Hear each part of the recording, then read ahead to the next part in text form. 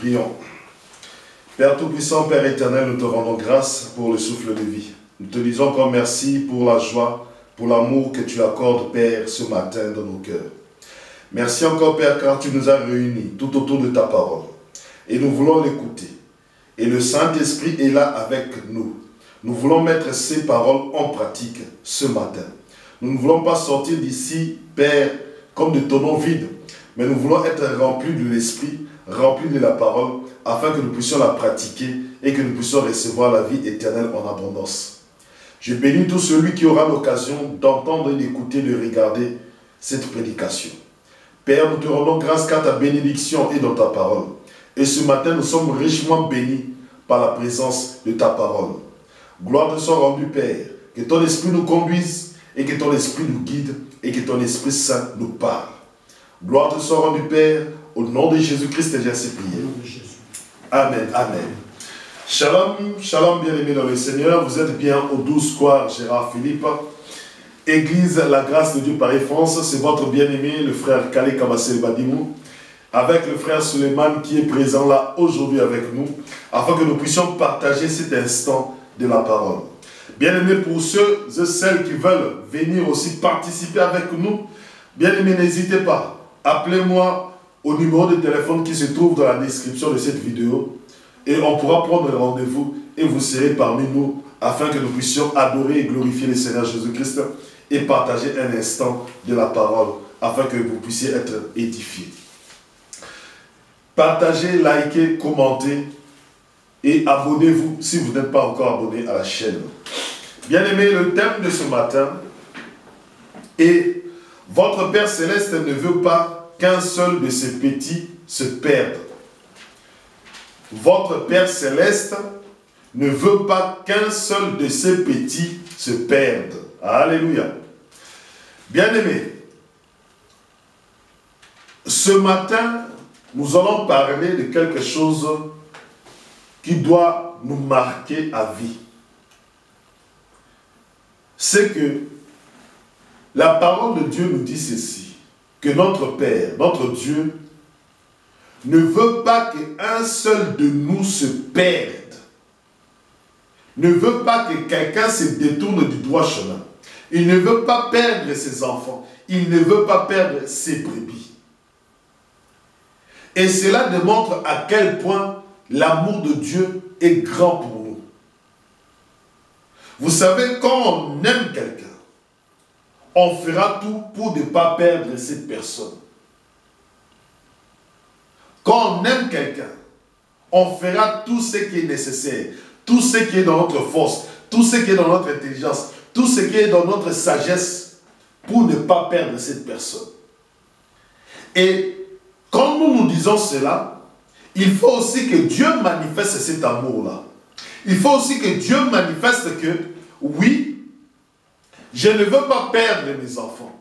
Je ne veux pas perdre mes brebis. Je ne veux pas que ceux qui ont mon esprit, l'Esprit Saint, se perdent. Alléluia. Et Dieu doit le manifester. Regardons dans Luc chapitre 15, à partir du verset 1 jusqu'au verset 10. Nous lisons dans Luc chapitre 15, à partir du verset 1er jusqu'au verset 10. Bien-aimés, l'amour, ce n'est pas des paroles. Lorsque nous disons la parole, oui, mais nous devons voir cet amour par la manifestation de cet amour en faisant quelque chose. C'est-à-dire quoi? C'est-à-dire que Dieu doit démontrer que ce que j'ai dit s'accomplit. Dieu doit lui-même pratiquer ce qu'il est en train de dire. Alléluia. Quand Dieu dit quelque chose, Dieu doit le faire. Luc chapitre 1, Luc chapitre 15, à partir du 1er verset jusqu'au 10e verset. Les collecteurs d'impôts et d'autres pécheurs notoires se présentaient tous autour de Jésus, avides d'écouter ses paroles. Les pharisiens et les spécialistes de la loi s'en indignèrent et disaient « Cet individu fréquente des pécheurs notoires et s'attable avec eux. » Arrêtons-nous déjà à partir de ce verset. Les collecteurs d'impôts, les pécheurs notoires, se présentaient tous devant Jésus pour un seul but.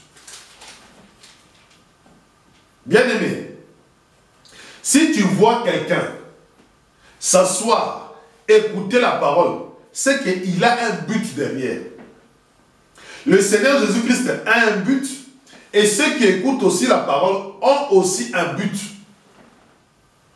Moi, en tant que serviteur du Seigneur Jésus-Christ, lorsque je prononce les paroles du Seigneur Jésus-Christ, mon but est que tu puisses te convertir. Mon but est que tu puisses te repentir. Mon but est que tu puisses renoncer au péché. Mon but est que tu puisses accepter Jésus-Christ dans ta vie afin que tu abandonnes le péché. Mais celui qui se présente aussi devant moi doit aussi avoir un but lorsqu'il veut écouter cette parole. Parce que les pécheurs notoires, les collecteurs d'impôts, s'empressaient d'être avec Jésus-Christ pour écouter sa parole. Parce que quand tu écoutes la parole du Seigneur Jésus-Christ, tu abandonnes le péché. Lorsque le collecteur d'impôts, Zachée, a écouté la parole du Seigneur Jésus-Christ, le collecteur d'impôts qui s'appelle Zachée a abandonné le détournement de fonds. Le collecteur d'impôts, Zachée, a abandonné le vol. Le collecteur d'impôts, Zachée, qui était égoïste, a commencé à partager ses biens avec les pauvres. Alléluia. Vous comprenez maintenant? Moi, j'ai un but et vous aussi, vous avez un objectif. Donc, quand tu écoutes la parole qui vient du Seigneur Jésus-Christ, il faut que tu aies un objectif. Quel est l'objectif que j'ai ce matin? Est-ce que j'écoute la parole pour écouter la parole? Ou j'écoute la parole pour que la parole me change? Quelle est la prédisposition de ton cœur? Parce que le collecteur d'impôts, les pécheurs notoires, cherchaient Jésus-Christ pour sa parole. Il ne cherchait pas Jésus-Christ parce qu'il avait de l'argent. Il ne cherchait pas Jésus-Christ parce qu'il traînait des foules. Non, il cherchait Jésus-Christ pour sa parole. Écoutez ce que ça dit. Les collecteurs d'impôts et d'autres pécheurs notoires se présentaient tous autour de Jésus, avides d'écouter sa parole. Bien-aimé, es-tu avide d'écouter la parole du Seigneur Jésus-Christ ce matin? As-tu soif de la parole du Seigneur Jésus-Christ?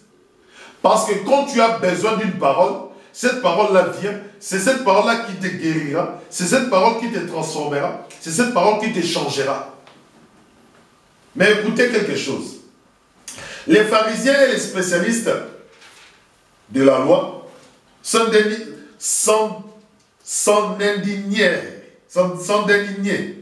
et disaient: cet individu fréquente des pécheurs notoires et s'attable avec eux. Alléluia.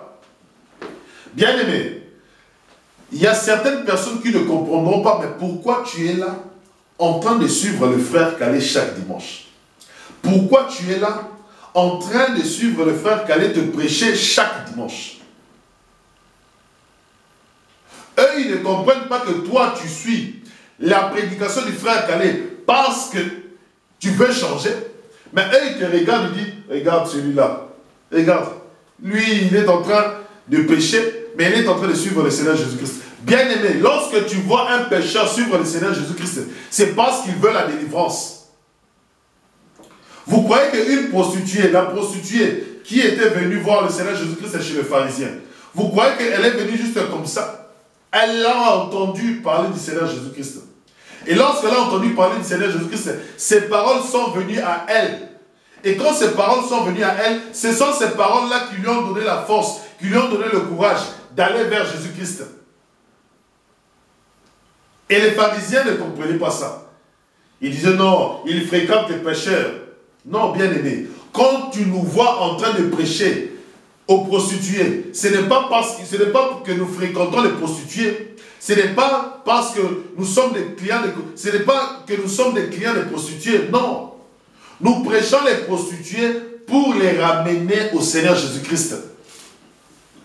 Tu verras un frère ou une soeur prêcher les prostituées, tu diras: non, regarde, Elle fréquente les prostituées. Donc c'est qu'elle aussi est prostituée. Bien aimé, lorsque nous prêchons la bonne nouvelle, c'est pour ces gens-là. C'est pour les pécheurs. Toi qui identifies la prostituée, toi qui identifies le vendeur de drogue comme pécheur, oui, ils sont pécheurs. Mais le Seigneur Jésus-Christ est venu pour eux. Continuons à lire au verset 3. Alors Jésus leur répondit par cette parabole. Si l'un de vous possède 100 brebis et que l'une d'elles vienne à se perdre, n'abandonnerait-il pas les 99 autres au pâturage pour aller à la recherche de celle qui est perdue jusqu'à ce qu'il la retrouve? Et quand il l'a retrouvée, avec quelle joie il la charge sur ses épaules pour la ramener. Aussitôt rentré chez lui, il appelle ses amis et ses voisins et leur dit: réjouissez-vous avec moi, car j'ai retrouvé ma brebis qui était perdue. Je vous assure qu'il en est de même au ciel. Il y aura plus de joie pour un seul pécheur qui change profondément que pour 99 justes qui n'ont pas besoin de changer. Arrêtons-nous là. Le Seigneur Jésus-Christ, pour montrer combien Dieu aimait les pécheurs, Dieu aimait les collecteurs d'impôts, Dieu aimait les vendeurs de drogue, Dieu aimait les prostituées, Dieu aimait les homosexuels, Dieu aimait les lesbiennes. Le Seigneur Jésus-Christ a parlé d'une parabole. Il leur a dit ceci: tous les pécheurs que vous voyez là, ils sont perdus. Alléluia. Mon frère, quand tu vois un vendeur de drogue qui est en train de vendre de la drogue, ne le condamne pas. Nous ne le condamnons pas. Mais nous savons à travers la parole que cette personne est perdue. Alléluia. Ça ne sert à rien d'aller le condamner. Non. Le Seigneur Jésus-Christ a dit que ce vendeur de drogue, que cette lesbienne, que cet homosexuel, que cette prostituée que tu vois est perdu. Qu'est-ce que ça signifie? Il est perdu. Il est loin du Seigneur Jésus-Christ. Alléluia. Il dit encore ceci. Il dit, quand une personne a 99 à 100 brebis et qu'une brebis se perd, je vais vous donner l'illustration. Comment est-ce qu'une brebis peut se perdre? C'est-à-dire que le troupeau est en train d'avancer. La brebis qui se perd n'écoute plus le troupeau, n'écoute plus le maître, mais il prend un autre chemin. Un autre chemin qu'il ne connaît pas. Et il s'éloigne du troupeau. Et quand il s'éloigne du troupeau, la brebis est perdue. La brebis est en train d'errer. Il est en train d'errer, d'aller de gauche à droite. Comme si la brebis n'a pas de maître. Une brebis doit toujours avoir un maître. C'est le maître qui lui dit, voilà le verre pâturage, tu mangeras ici. Voilà ton enclos, tu dormiras ici. Voilà de l'eau, tu boiras de l'eau là-bas. C'est le maître qui doit le guider. Et quand nous disons que c'est une brebis qui est perdue, c'est-à-dire que la brebis n'a pas de maître. La prostituée n'a pas de maître. Le vendeur de drogue n'a pas de maître. Ils sont tous perdus. Ils sont devenus à la merci d'un autre maître. Et ce maître-là, c'est qui? C'est le diable. Je continue. Si l'un de vous possède 100 brebis et que l'une d'elles vienne à se perdre, n'abandonnerait-il pas les 99 autres au pâturage pour aller à la recherche de celle qui est perdue jusqu'à ce qu'il ait retrouvé? Bien-aimé, le Seigneur Jésus-Christ est en train de dire aux pharisiens, est en train de dire aux scribes, il leur dit, l'amour de Dieu pour ses enfants est très puissante.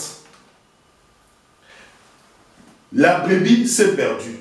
Au lieu que le berger dise, je m'en fous, elle est perdue, je reste avec les 99 autres, pour manifester que j'aime cette brebis-là, le berger a laissé dans le pâturage, a laissé en sécurité les 99 autres. et il est parti chercher la brebis qui est perdue. Alléluia. C'est ça l'amour de Dieu. C'est ça l'amour de Dieu qui est manifesté en notre Seigneur Jésus-Christ. Le Seigneur Jésus-Christ est le bon berger. Il est en train de prendre toutes les brebis qui sont perdues, toutes les brebis du Père, toutes les brebis de Dieu. Il est en train de les prendre, de les rassembler, afin de les ramener à Dieu. C'est pour cela que nous appelons le Seigneur Jésus-Christ le chemin. C'est pour cela que le Seigneur Jésus-Christ dit que je suis le chemin. C'est-à-dire que lui, il connaît le chemin. Lui, il ne peut pas se perdre. Toi, tu vas te perdre. C'est pour cela, comme il te trouve dans cette perdition, il vient, il te prend, il te met sur ses épaules et il te ramène vers le Père et il te ramène vers Dieu. Alléluia. C'est ça que le Seigneur Jésus-Christ est venu faire sur la terre. Et lorsqu'il est venu le faire sur la terre, il nous a mandatés afin de vous prêcher la bonne nouvelle, afin que vous puissiez revenir au Seigneur Jésus-Christ et que le Seigneur Jésus-Christ vous ramène au Père. C'est pour cela, ce matin, je te pose la question. Quel est ton objectif lorsque tu écoutes cette parole? Les pécheurs venaient pour être transformés, les pécheurs venaient pour être changés. Mais quand toi, tu viens pour écouter cette parole, quel est ton objectif? Bien-aimé, chercher une brebis, c'est difficile. Hein? Tu ne sais pas où elle est passée. Tu ne connais pas où elle est. Elle est peut-être en danger. Il y a des loups, il y a des lions. Oui, parce que les loups ravisseurs sont là. Le diable est comme un lion rugissant. La brebis n'a pas de protection. Mais regardez ce que le Seigneur Jésus-Christ a fait. Il est parti chercher toutes les brebis partout où ils sont. Parce que lui, il connaît les chemins. Et quand il trouve la brebis, il vient, il prend la brebis et il le ramène. Alléluia. C'est ça l'amour de Dieu.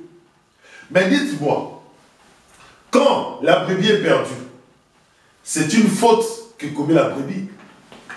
Alléluia. C'est une faute qu'a commis la brebis. C'est-à-dire que la brebis est dans le péché. C'est-à-dire que la brebis est éloignée de son maître. Parce que comme nous sommes éloignés de Dieu, comme nous sommes perdus, c'est-à-dire que nous vivons dans l'état de péché. Mais pour que ton état de péché puisse être enlevé, il faut quoi? Il faut le pardon. Alléluia.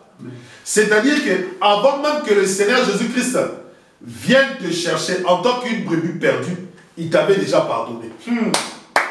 Alléluia. L'amour, pour que tu puisses manifester cet amour, pour que tu puisses aller prendre une brebis, il faut d'abord commencer par pardonner dans ton cœur.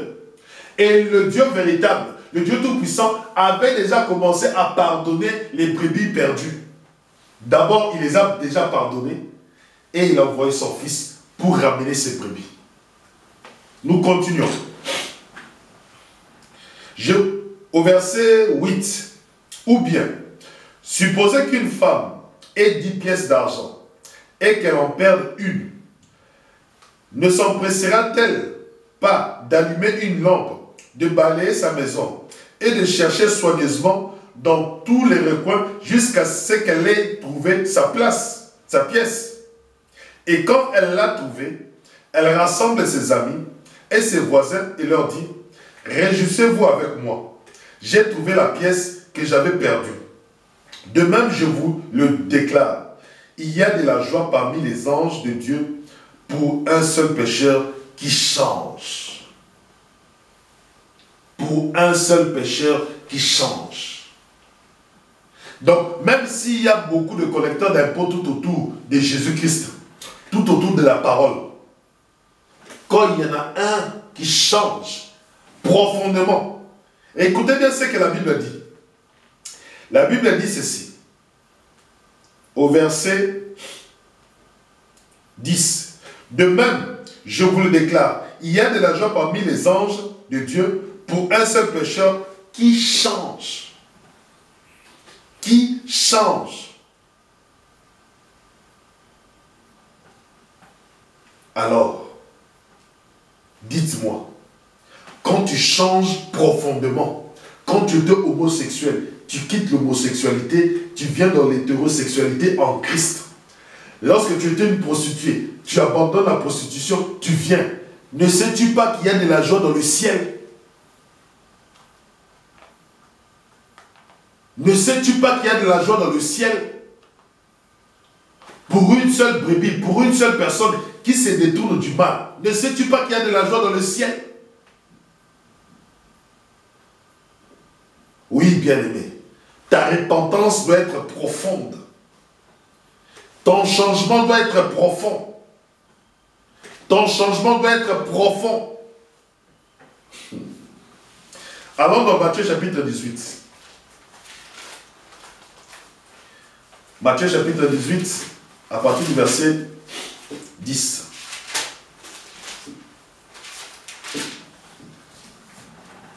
Matthieu chapitre 18, à partir du verset 10. Je lis au nom de notre Seigneur Jésus-Christ.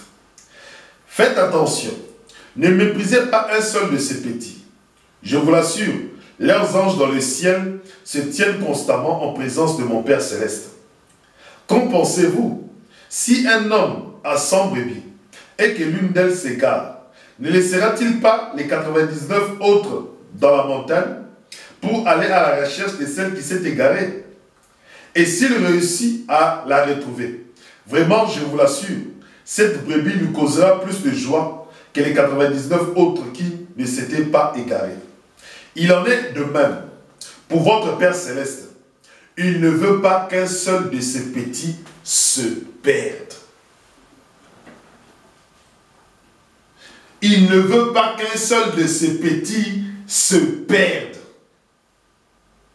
Bien-aimé, pour que tu ne te perdes pas, Dieu fera le maximum.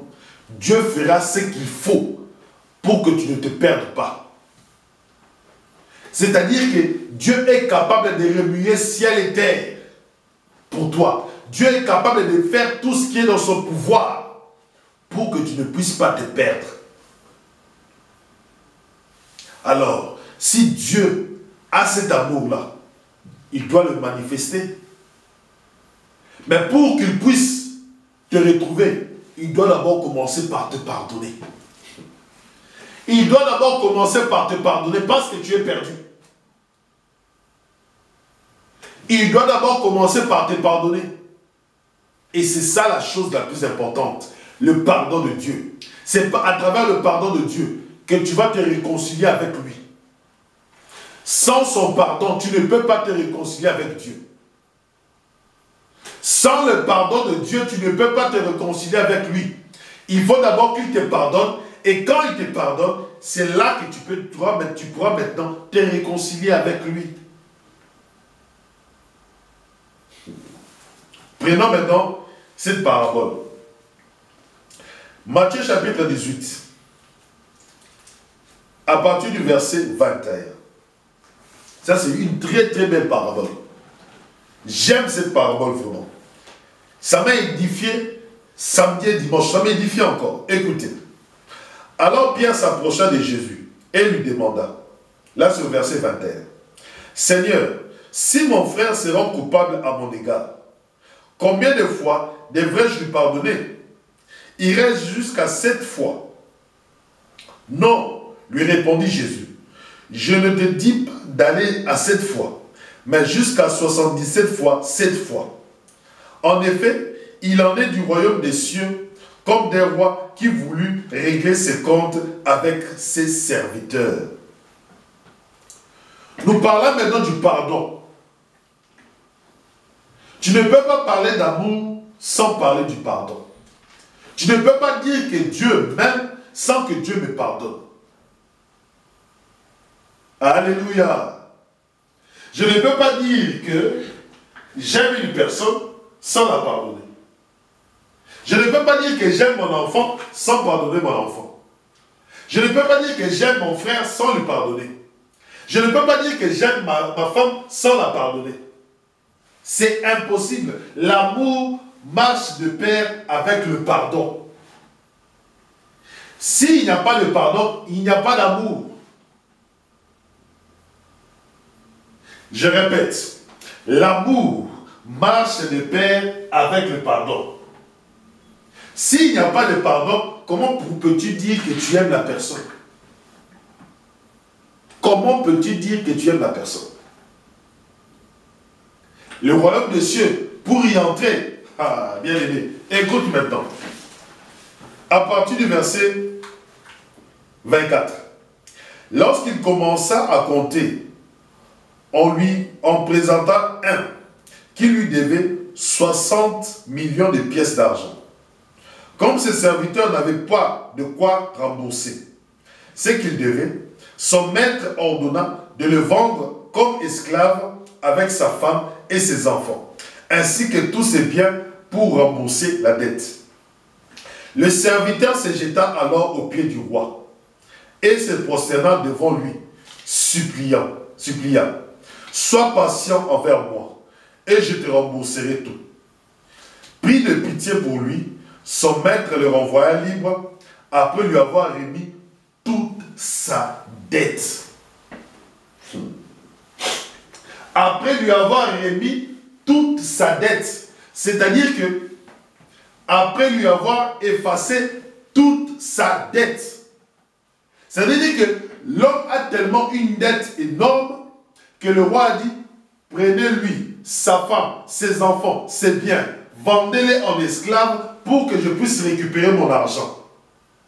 Mais l'homme qui avait la dette, il regarde sa femme, il regarde ses enfants, il regarde ses biens. Il dit que j'ai une dette, donc toute ma famille va être détruite, va être en esclavage à cause de moi. L'homme est parti demander pardon. L'homme est parti s'humilier devant le roi. Il a dit, pitié roi, pardonne-moi.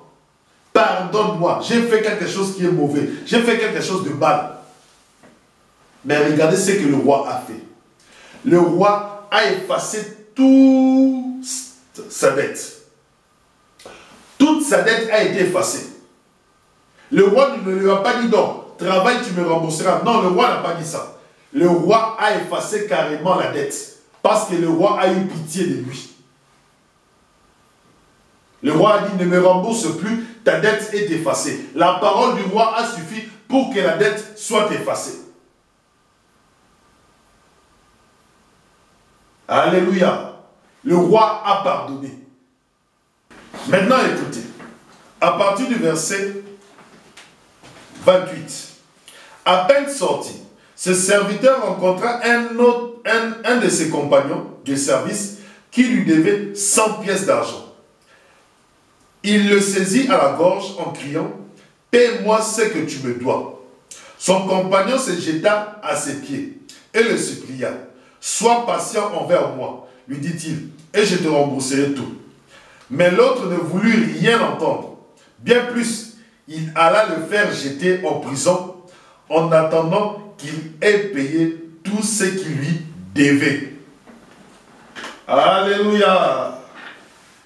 Frère, le roi l'a pardonné. Le roi a effacé tous les péchés. Le roi a effacé toutes les fautes. Le roi a enlevé la dette. Il est quoi? Il est libre. Lui, sa femme et ses enfants et ses biens lui appartiennent. Mais lui, maintenant, il rencontre un de ses compagnons qui a eu une dette envers lui. Lui, il avait la dette de plus de 100 millions, mais le compagnon, lui, a seulement une dette de 100. Il a pris son compagnon, il l'a mis en prison. Bien-aimé, toi, on t'a pardonné. Toi, on a remis tes fautes. Toi, on te pardonne. Mais comment est-ce que toi, tu ne pardonnes jamais? Alléluia. Bien-aimé, le royaume des cieux, sans le pardon, tu ne peux pas y accéder. Sans le pardon, nous ne pouvons pas accéder au royaume des cieux. Et comme nous accédons au royaume des cieux par le pardon, toi aussi, tu dois commencer à pardonner parce que toi aussi, on t'a pardonné. C'est une obligation. Bien-aimé, c'est une obligation.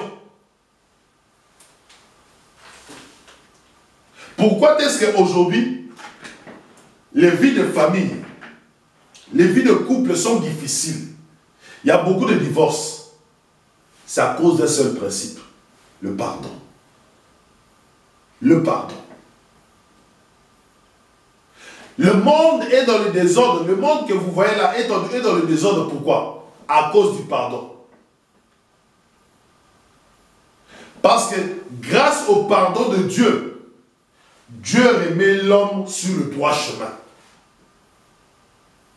Adam, lorsqu'il a voulu rentrer dans le jardin, Dieu s'est opposé en mettant des anges. Adam n'avait plus accès à Dieu. Adam n'avait plus accès au jardin. Adam n'avait plus accès à la présence de Dieu. Pour que Adam revienne dans la présence de Dieu, pour que nous puissions revenir à la présence de Dieu, il a fallu que Dieu nous pardonne à travers son Fils, notre Seigneur Jésus-Christ. C'est là que nous recevons le pardon de nos péchés. Mais maintenant, toi, tu reçois le pardon de tes péchés, mais toi, tu n'arrives pas à pardonner ta femme, tu n'arrives pas à pardonner ton mari, tu n'arrives pas à pardonner ton frère, tu n'arrives pas à pardonner ta soeur. Bien-aimé, si le Seigneur Jésus-Christ s'est déplacé, c'est par amour. Malgré que nous avions commis beaucoup de péchés, nous avions commis beaucoup de péchés, et malgré cela, le Seigneur Jésus-Christ est venu, nous a pardonné, malgré tous les péchés que nous avons commis. Imaginez un peu un assassin, tous les gens qu'il a assassinés. Mais le Seigneur Jésus-Christ vient, il le pardonne. Il les pardonne. Le collecteur d'impôts a volé l'État, a volé les gens. Mais le Seigneur Jésus-Christ vient, il pardonne. Quand quelqu'un prend conscience du pardon du Seigneur Jésus-Christ, il commencera à éviter le péché, il commencera à marcher dans le droit chemin. Parce que l'amour qu'il a reçu, le pardon que vous entendez, le pardon, quand quelqu'un te pardonne, on dit que le pardon est une puissance qui libère. Quand quelqu'un te pardonne, c'est-à-dire qu'il te libère. Quand le roi n'avait pas encore pardonné son serviteur, il était enfermé. Mais le jour où le roi a dit que sa dette a été remise, c'est fini, il est libre. C'est de même que toi qui es pécheur encore, sache que le Seigneur Jésus-Christ était mort à la croix avant même que tu ne sois né, avant même que tu ne commettes un péché. C'est pour cela, bien aimé, quand tu acceptes le Seigneur Jésus-Christ dans ta vie, quand le Seigneur Jésus-Christ vient dans ta vie et change ta vie et te donne la vie éternelle, bien aimé dans le Seigneur, tous tes péchés sont pardonnés. Tous tes péchés sont pardonnés. Continuons.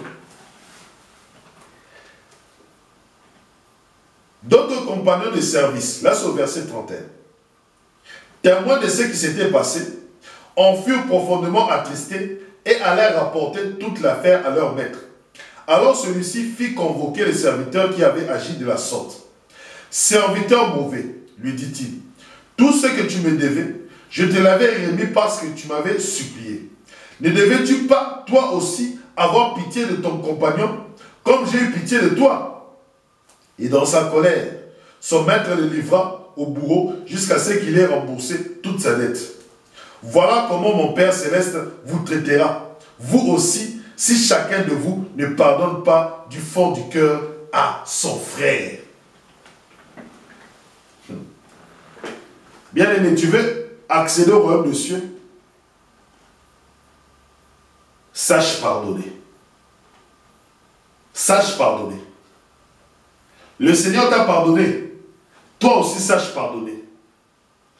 Je ne vous dis pas de commencer à aller pécher parce que le Seigneur va me pardonner. Alléluia. Frère, d'autres personnes penseront que, non, tu vois le frère Calais, il nous pousse à pécher. Même si nous péchons, Dieu va nous pardonner. Non. Non, non, non, non, non. Celui qui a reçu l'amour de Dieu ne peut pas revenir dans le péché. Quand je dis que le Seigneur vous a pardonné, il vous a pardonné, c'est-à-dire que vous devez vous repentir, abandonner ce péché-là et rester clean devant Dieu. Le thème de ce matin, c'est quoi? Il ne veut pas qu'un seul de ces petits se perde. Et pour qu'un seul de ces petits ne se perde pas, il faut qu'il pardonne. Et il nous a pardonné en notre Seigneur et notre Sauveur, Jésus-Christ. Tu ne peux pas avoir le pardon de Dieu autre part. Bien-aimé, tu ne peux pas avoir le pardon de Dieu autre part.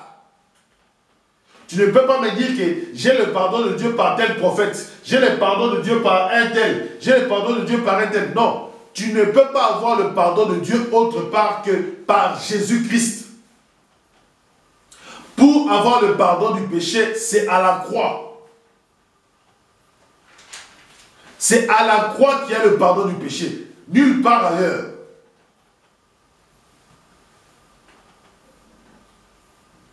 Aujourd'hui, les gens disent, non, moi je suis bon, je ne fais pas de mal. Bien-aimé, tu es né pécheur. Tu es né pécheur, tu as la nature du péché, ne doute pas. Tu as la nature du péché. Et comme tu as la nature du péché, sache une chose, même si tu commences à faire le bien de minuit à minuit 15, même tes pensées, tu pécheras. Même par ta bouche, tu pécheras. C'est pour te dire que tu n'es pas libre du péché. Et la personne qui peut te libérer du péché, c'est le Seigneur Jésus-Christ. Et le Seigneur Jésus-Christ peut te libérer du péché si seulement tu viens à la croix. Si seulement tu viens à la croix, c'est là que tu reçois le pardon de Dieu pour tes péchés. Et quand tu reçois le pardon de Dieu pour tes péchés, c'est là que tu seras libéré du péché. Il n'y a pas une autre solution pour le péché. Que personne ne te mente. Oh, je vais aller chez le féticheur. Bien aimé, aucun féticheur ne pourra te donner la solution pour le péché. Je le répète encore. Aucun féticheur ne pourra te donner la solution pour le péché.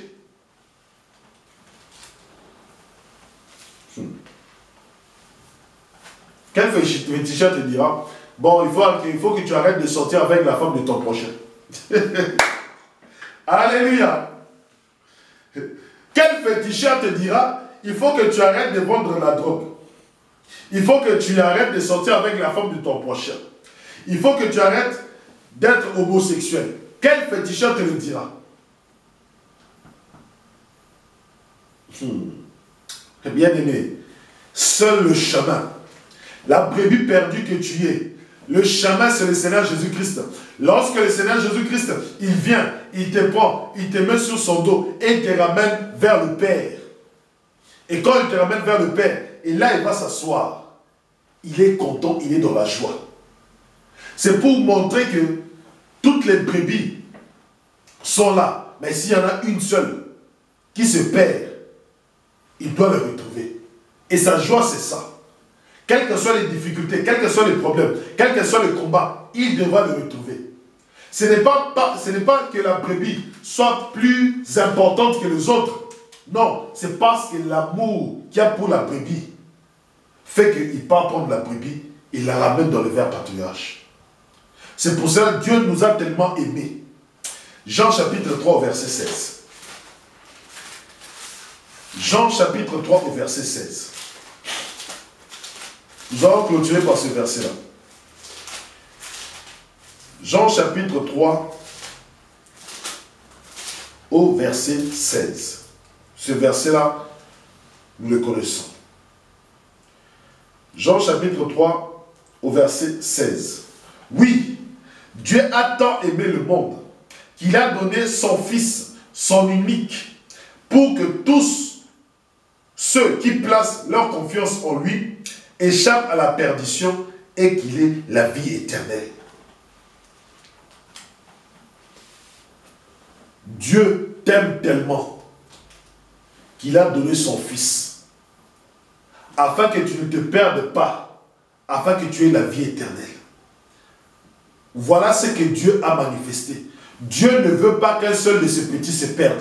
Et pour qu'un seul de ces petits ne se perde pas, il doit donner son Fils. Et comme il a donné son Fils, Jésus-Christ, nous avons maintenant la capacité de revenir à Dieu. Oui, bien-aimé, voilà l'amour de Dieu manifesté par notre Seigneur Jésus-Christ. Prions. Père, nous te rendons grâce pour cette belle parole. Nous te disons merci. Nous voulons, Père, que cette parole puisse demeurer dans nos cœurs et qu'elle puisse porter des fruits. Saint-Esprit, de nous-mêmes, nous ne pouvons rien. Nous voulons pratiquer cette parole. Nous voulons pratiquer le pardon. Parce que le pardon unifie. Le pardon fait que nous puissions avancer toujours ensemble. Même si nous faisons quelque chose qui est mal par rapport à notre prochain. Mais quand nous pardonnons, Père, nous savons que tu es avec nous. Cela démontre que nous pouvons toujours continuer à aimer. Aide-nous à pardonner. Aide-nous et soutiens-nous, Saint-Esprit, à pardonner. Car notre Père nous a pardonné, nous aussi nous devons pardonner. Je te recommande cette semaine entre tes mains, que tu puisses te manifester puissamment dans cette église et dans la vie du frère Suleiman et du frère Calais. Garde-nous, protège-nous cette semaine, combat pour nous, soutiens-nous, guide-nous et que ton esprit soit avec nous. Merci encore pour la présence du Seigneur Jésus-Christ cette semaine dans nos vies. Au nom de Jésus-Christ, j'ai ainsi prié. Amen, amen, amen. Bien-aimés, soyez bénis. Je vous dis à dimanche prochain. Sois béni, mon frère. Sois béni, frère.